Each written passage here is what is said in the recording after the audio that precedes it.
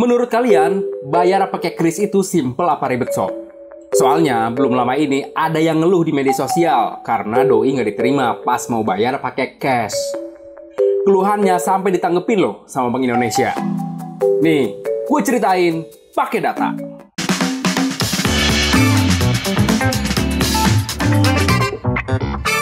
Belum lama ini ada netizen di media sosial X yang ngeluhin soal pembayaran kris. Ceritanya, doi beli minuman di sebuah tenan di mall. Nah, pas mau bayar cash, doi ditolak sama petugas kasirnya. Doi ngeluh di media sosial X dan ditanggepin sama Bank Indonesia. Sebenarnya, pakai kris itu simple atau justru ngeribetin sih? Terus, emang boleh ya kita nolak pembayaran cash? Sebelum menjawab pertanyaan itu, kita bahas dulu sedikit soal sejarah kris.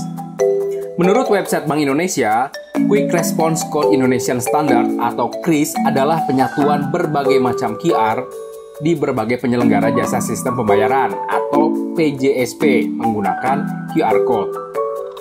KRIS pertama kali diluncurin pada 17 Agustus 2019 sama Bank Indonesia dan Asosiasi Sistem Pembayaran Indonesia atau ASPI. Tapi, implementasi KRIS secara nasional baru efektif berlaku sejak 1 Januari 2020. Sejak saat itu, penggunaannya makin meluas, sob. Tahun 2021, jumlah pengguna KRIS mencapai 12 juta orang lebih. Setahun kemudian, pas 2022, jumlahnya naik drastis jadi 28,75 juta orang. Tahun 2023, kenaikannya jauh lebih gokil lagi, sob, yaitu jadi 45 juta orang lebih. Dan di tahun ini, pengguna KRIS masih bertambah, jadi 48 juta orang. Dari jumlah transaksi juga naik terus, cuy. Pada 2021, nilai transaksi KRIS mencapai 27,6 triliun rupiah. Setahun kemudian, pas 2022, jumlahnya naik 268%, jadi 99,9 triliun. Terus pada 2023, naik lagi 130%, jadi 229 triliun rupiah, sob. Gokil ya? Peningkatan ini gak lepas dari berbagai keunggulan yang ditawarkan sama KRIS, sob.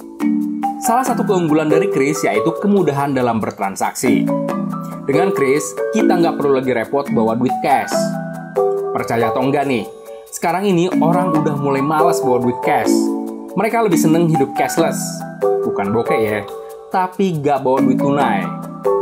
Menurut riset dari Visa, 67% masyarakat Indonesia siap ninggalin uang tunai, sob. Alasannya macam-macam. 56% responden bilang bahwa uang tunai itu kurang aman, soalnya gampang jatuh atau dicuri. 48% nganggap uang tunai berpotensi nyebarin penyakit. Dan 41% bilang bahwa duit cash itu ngerepotin. Masih kata riset yang sama nih, penggunaan uang tunai juga terus turun, sob. Dari 87% pada 2021, jadi 84% pada 2022. Keunggulan kedua dari KRIS adalah bersifat universal. Artinya, KRIS bisa nerima pembayaran dari berbagai aplikasi dan rekening bank apapun. Bahkan, KRIS juga udah bisa dipakai di 7 negara ASEAN, cuy. Mulai dari Malaysia, Singapura, Brunei, Thailand, Vietnam, Filipina, sampai Laos. Jadi, kita nggak perlu repot-repot lagi buat nuker duit kalau buat sekedar jajan di negara-negara itu, sob. Bahkan Bank Indonesia ngeklaim nantinya KRIS bakal bisa dipakai di Arab Saudi sama Jepang. Nah, keunggulan selanjutnya adalah KRIS cenderung lebih aman, sob. Buat pemilik merchant misalnya, transaksi lewat KRIS bisa lebih dipantau. Pemilik usaha nggak perlu lagi was-was duit pembayarannya ditilep sama karyawan. Soalnya pembayarannya tercatat semua, sob. Pembayaran KRIS juga bisa dibilang instan. Nggak perlu nunggu kayak transferan antar bank. Tapi di luar segala kemudahan itu, harus kita akuin, KRIS juga masih ada kekurangannya, sob. Pertama, soal keamanan. KRIS masih bisa diakalin.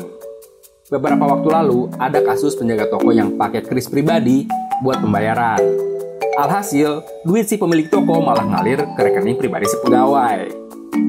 Ada juga nih kasus penipu yang masang stiker KRIS di kotak amal masjid.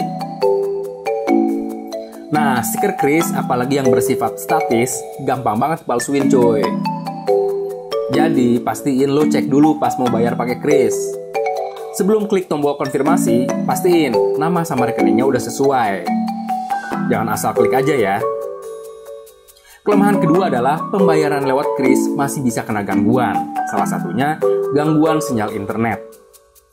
Dalam beberapa kasus bisa aja kejadian kayak yang dialamin sama mas-mas yang ngeluh di X tadi.